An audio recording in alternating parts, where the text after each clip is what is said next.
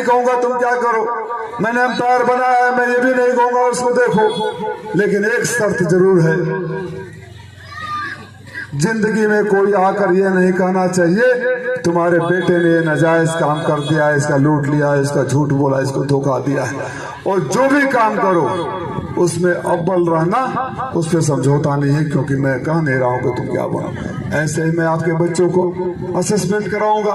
Second category की नौकरी होगी, बैंक की नौकरी होती है, रेलवे की नौकरी होती है, स्वास्थ्य विभाग की नौकरी होती है, एयरपोर्ट की नौकरी होती है, शिपिंग की नौकरी होती है, माइनिंग की नौकरी होती है, ऑयल कंपनीज की नौकरी होती है। अगर कोई बाहर से आकर आपके बच्चों का यहाँ मुंशीपुरा में कैंप लगाए, रजिस्ट्रेशन करे और पता करे खुशहाल कि क्या बच्चा पढ़ सकता है, क्या चाहता है, और जो आपको नहीं पता चलता है क्योंकि आपका तो पूरा टाइम लूम में बीतता है, 2 वक्त की रोटी और 4 पैसे इकट्ठे करने में बीतता है, और फिर बच्चा भटकता फिरता है क्योंकि उसको बताने वाला कोई नहीं होता है कि तुम क्या क्या कर सकते हो, तुम जिंदगी में क्या बन सकते हो, कोई काउंसलिंग करने वाला नहीं होता। मैं वो काम करूंगा और यकीन दिलाता हूं कि मैं एक्सपर्ट हूँ इसमें, मैं एक्सपर्ट हूँ। मैं कई देशों में इस बात को पढ़ाने जाता हूँ, लेक्चर देने जाता हूँ। जब वो पता चल जाएगा तो आपके बच्चों को उसी चीज की ट्रेनिंग दी जाएगी। तो हो सकता है कि जो बुनकर बच्चा आगे चलकर बुनकर बनता तो किसी बैंक का मैनेजर बन गया, किसी बड़ी कंपनी का सीईओ बन गया, किसी रेलवे में अधिकारी बन गया, कहीं अस्पताल में अधिकारी बन गया, रेवेन्यू डिपार्टमेंट में बन गया। तीसरे दर्जे के लोग होते हैं जो फोर्स में जाते हैं, फोर्स में जाते हैं। उनके लिए ये देखो नेताओं के जहन में यहाँ तो ये है कि सांसद निधि में कमीशन कितना मिलेगा। और मैं एक बात और बताऊं, मैं दुनिया देखा तो मुझे एक बात समझ में आई कि दुनिया में जो प्रोजेक्ट बनते हैं, शोएब भाई आप तो इंजीनियर हैं, दुनिया में जो प्रोजेक्ट बनते हैं इस बात के लिए बनते हैं कि यहाँ के आवाम को क्या जरूरत है, मुंशीपुरा के लोगों को क्या जरूरत है, नाली की जरूरत है, नाली बनेगा, अस्पताल की जरूरत है, अस्पताल बनेगा। और हमारे यहाँ जो नेताओं के प्रोजेक्ट बनते हैं, आपको पता है कैसे बनते हैं? कौन सा प्रोजेक्ट कराऊंगा तो ज्यादा कमीशन मिलेगा, उसकी जरूरत हो या ना हो, ज्यादा कट परसेंटेज मिलेगा वो होगा, और यही हम मार खा जाते हैं। ये बहुत छोटी सी बात है।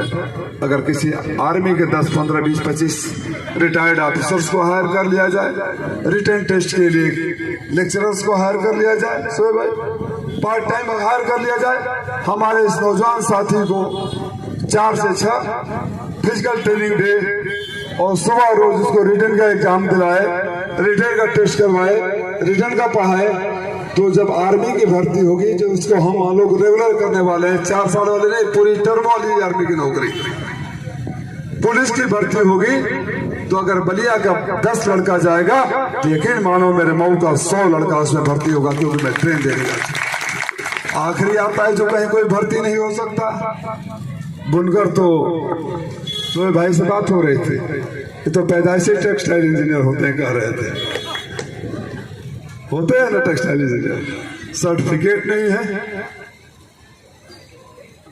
चाहे बुनकर का काम हो या तमाम दुनिया काम, वोकेशनल ट्रेनिंग, स्किल डेवलपमेंट, उनको पढ़ा के ट्रेनिंग देके 6 महीना का 1 साल में उसके हाथों में भी अगर सर्टिफिकेट होगा तो जो लड़का हमारा लूम चलाता है उसे बेहतर जिंदगी अपना कर सकता है। मैं आपके बच्चों को एक नई जिंदगी दूंगा, नई दुनिया दिखाऊंगा, नई मंजिल पर पहुंचाऊंगा, मैं ये वादा करना है। और यकीन करना जिस दिन राजीव राय को आपने वहां भेज दिया तो इसमें से खड़ा एक शख्स अपने को राजीव राय समझेगा, इस यकीन के साथ कि 12 बजे रात को भी अगर जरूरत पड़ेगी तो राजीव राय एक फोन पर उपलब्ध हैं जैसे रहेंगे, पैड मेरा होगा, कलम आपका होगा, दस्तखत मेरे होंगे, जो चाहे करवा लेना, कभी आपसे ये नहीं कोई कहने आएगा। 10 साल का शासन था, सरकार थी, सरकार में हमारी क्या हैसियत थी आप लोगों ने देखा होगा। ये मंगरू चाचा से ज्यादा पावर था मेरे पास, मैंने कभी किसी को धमकाया नहीं। कोई ये नहीं कह सकता है राजीव राय के पास किसी काम के लिए ले गया हो, ते कप चाय भी मांगा हो, जब जो कहा हो मैंने किया।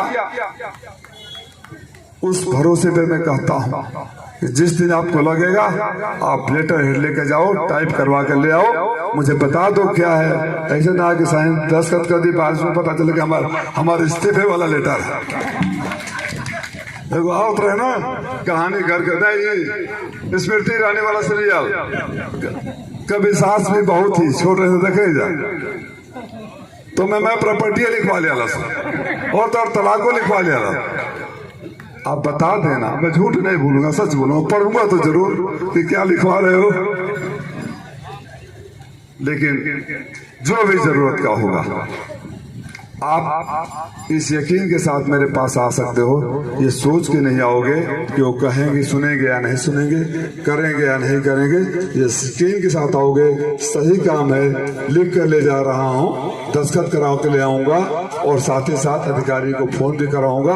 और किसी अधिकारी की इतनी मजाल नहीं है कि अगर सही काम मैं कहूँ वो ना कह दे। और इस सरकार में भी नहीं है, इसलिए नहीं कि मैं डॉन हूँ, इसलिए नहीं कि मैं बहुत मेरे से लोग खौफ जता रहते हैं, इसलिए कि उनको भी पता है कि पढ़ा लिखा इंसान है, न गलत सुनेगा न गलत बर्दाश्त करेगा, ना हम इसको बेवकूफ बना सकते हैं। नियमों में कोई मुझे बेवकूफ नहीं बना सकता। कोई IAS PCS बना होगा, IPS बना होगा, तो मेरे भी न जाने कितने बच्चों को पढ़ाकर मैंने भी IAS IPS PCS बनाया है। दुनिया के किसी भी देश में चला जाऊं मेरे पढ़ाए हुए बच्चे वहां मिल जाते हैं, टकराते हैं और ऊंची जगह पर है। इसलिए मैं एक बात को तुम दोनों को मैं बधाई बहुत देना चाहता हूँ। पूरी टीम को अगर खाली तुम दोनों को दूंगा तो बेईमानी होगा। मैं अपने सारे छोटे भाइयों को